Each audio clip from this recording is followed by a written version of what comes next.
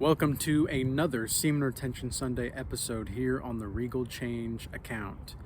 So, for those of you that did the Regal Retention case study for the 30 days up until last weekend, I appreciate you. I have some very interesting news that I will be disclosing about this case study in this video, but I'm going to do more compiling of the data and really see what the data is suggesting as far as the psychological and behavioral effects of semen retention, because we have 10 solid case study subjects that I'm going to dive deeper into. We had more people provide their data and their tracking for those 30 days, but the data is, I think, too conglomerated. Some people were not tracking because of the shame that they felt. Some people, when they did relapse, other people just weren't tracking because they just didn't track it. And so it's like there's some things to be looked at when it comes to studying the shame behind tracking semen retention, as well as the lust, but also the mastering of lust. You know, this is something that it's a psychological game, really. And as someone who has been on semen retention for over 4 years, it took me just under 4 years to realize how I never really needed to master lust to begin with, and that there really is no one size fits all when it comes to mastering anything, really. Like, this is one of the reasons why in my Godlike Mastery offer that I have, I tailor it for each individual.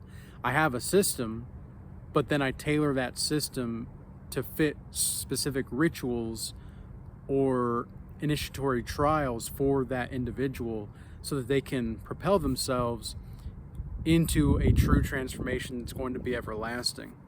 Now, with that being said, in this case study, it seems to me, just compiling the data, it's not even a seeming, it's like this is what the data suggests, is that the data points that we have indicate 30 to 90 days for the consecutive days of semen retention is really the sweet spot for significant spiritual growth and discipline and partaking in actionable modes of behavior that are going to really amplify your own existence. Now, I will give you, again, all of the data in another video, but I want to take some more time and really invest my time into this, because it is such a fascinating study that nobody that I know has done before. And so the fact that this is going to be really the initiation, like we are truly pioneering the space of semen retention right now, and it's fascinating to see. But what's most important in this video that I want to touch on is going to be how the 30 to 90 day mark is going to be where the most trials happen, and it's going to be where the most growth happens. And this makes sense psychophysiologically, because the psychology of the person is going to be changing that drastically. Like, it takes sperm about 70 days or so to mature, so that makes sense as far as the biology and the psychophysiology is concerned.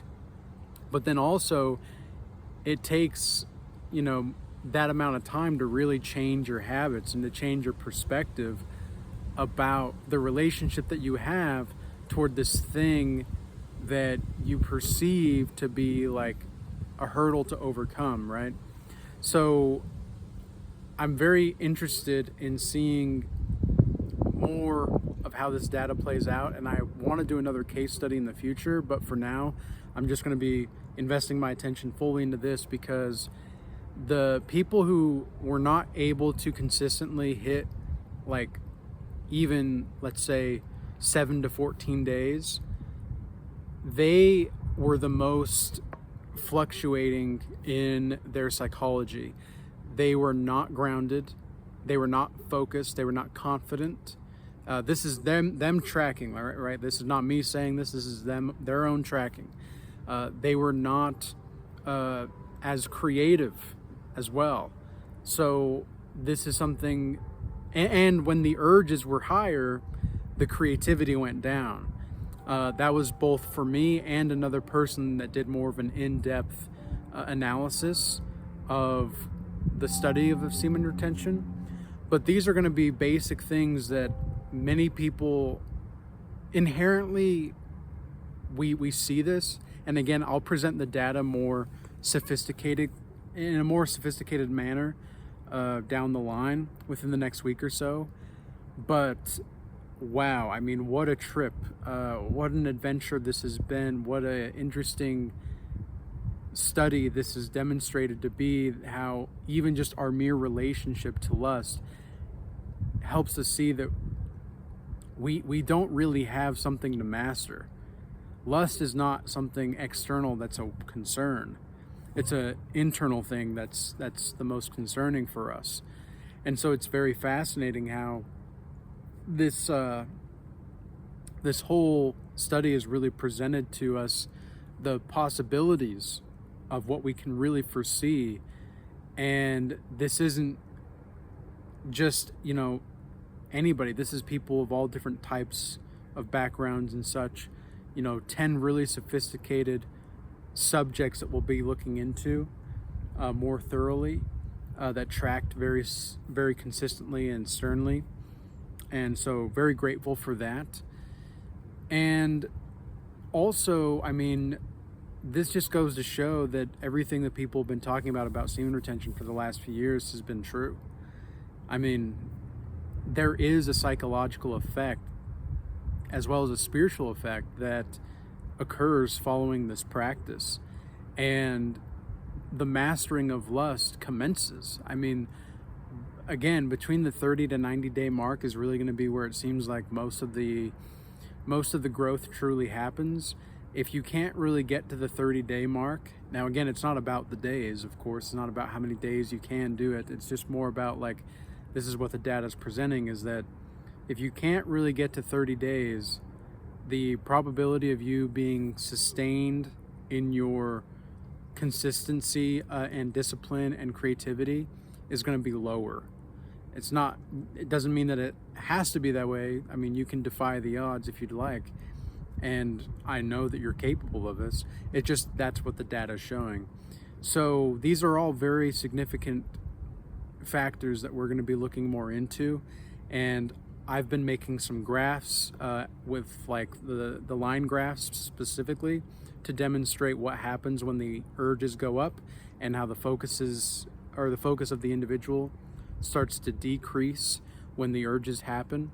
And so this goes to show also why the society that we live in wants us to be so distracted and perverted, because we're not going to be able to be as creative, or we're not going to be able to be as focused. And when we're not as focused or creative, well, obviously then we're going to have these significant drawbacks in how we actually maneuver through our lives.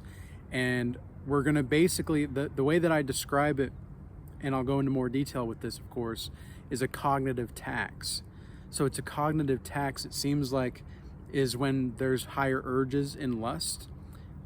When there's more urges in the lust, there's going to be more of a probability for the people to not only be less focused and less driven, but they're also going to be less capable of having this capacity for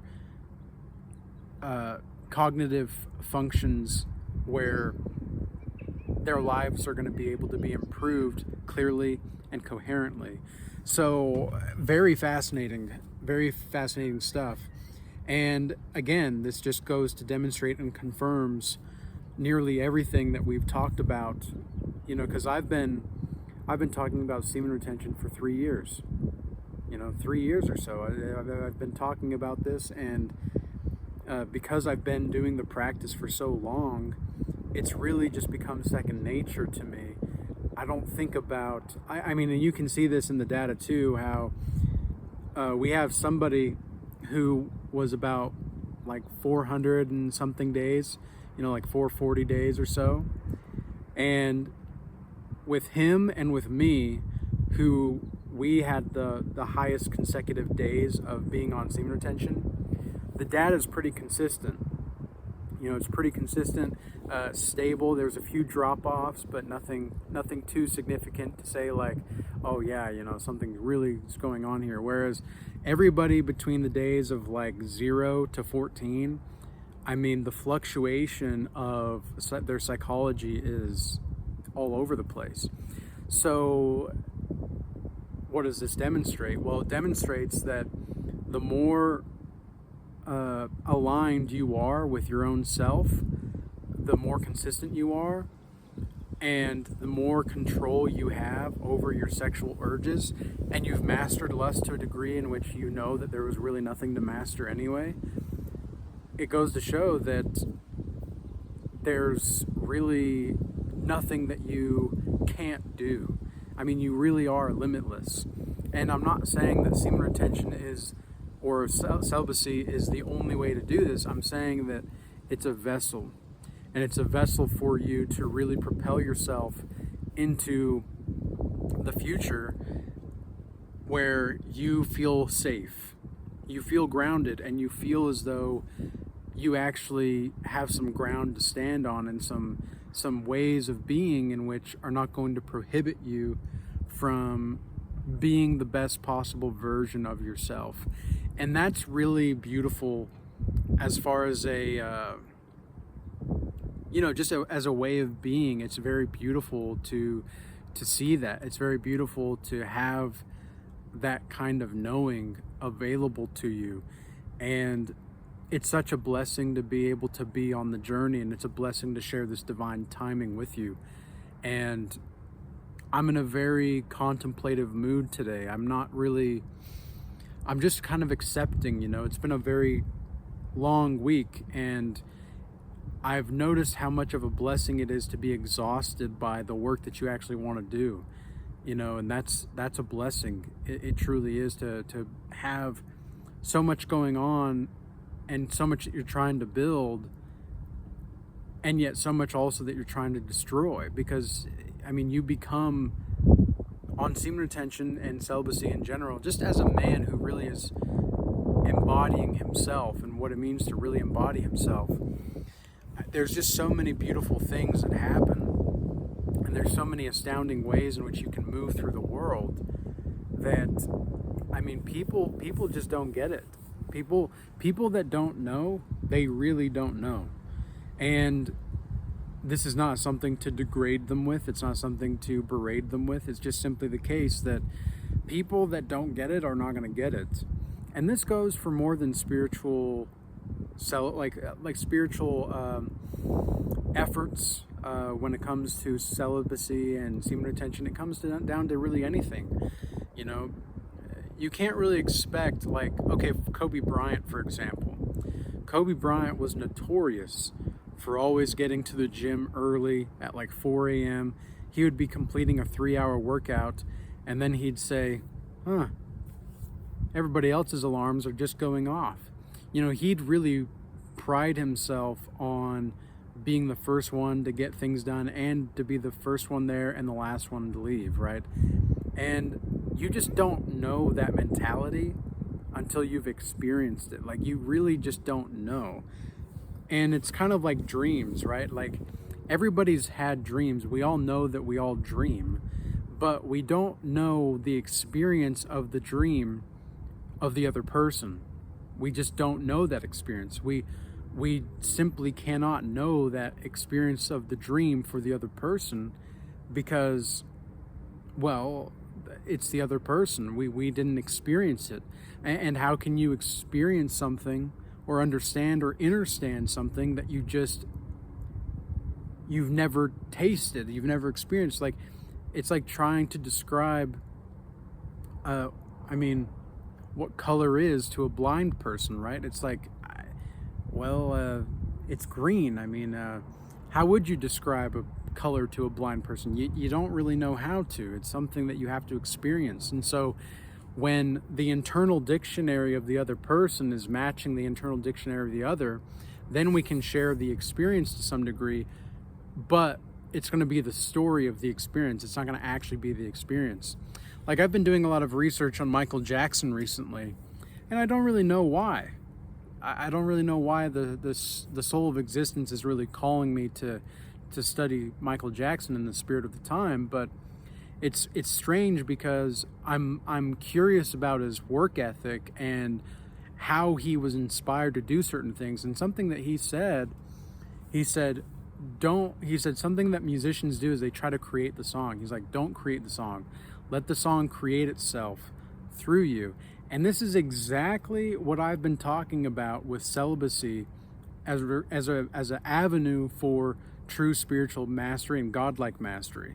So let the soul of existence work through you, and like celibacy and semen retention just amplifies the signal.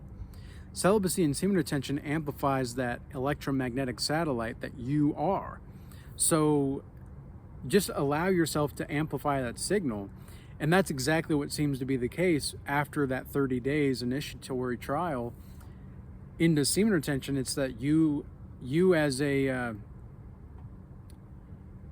individual, as a man, really just tune into the frequency of the source of the soul of existence so much more effortlessly. And that's really what this is about. It's not about semen retention being this magical thing. Like, that's the whole point of this case study, is we're trying to see the actual psychological effects of what's actually going on. And the only way to do that is to actually track, it's to actually do the research. So that's what we're doing, and that's what we've been doing. And I look forward to sharing more of these actual, hardcore insights down the line as the more that I compile the data. Because we just got so much data, whatever you want to say. I say data, but we just got so much data that there's so much story to be told in the data that we've collected. And I want to make sure that you guys have the proper sources and the proper data to look at, so that I can show you the story that's being told through the data that we have, using these visual effects like line graphs, bar graphs, etc., to really demonstrate what's going on and why things are going on the way that they are. But anyways, I hope this message was useful and insightful for you.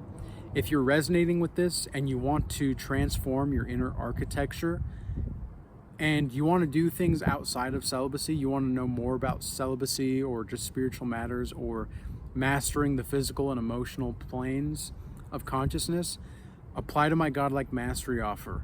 This is going to be for the people that are listening to these frequencies that I'm emitting, and they're tuned into it, and they're actually capable of pursuing it, right? This is what I want to have. I want to work with those types of people that actually understand and understand what I'm saying. I'm not going to accept everybody for this, because it's just not a thing. However, the Regal Academy, that's going to be more available for everybody that just wants to kind of go at their own pace, do their own thing at their own pace. And we also have group calls in there. But for the Godlike Mastery, this is a dedication. This is a dedicated transformation. So if you're interested in that, apply for it. Otherwise, I hope everybody stays blessed. Peace, and until next time.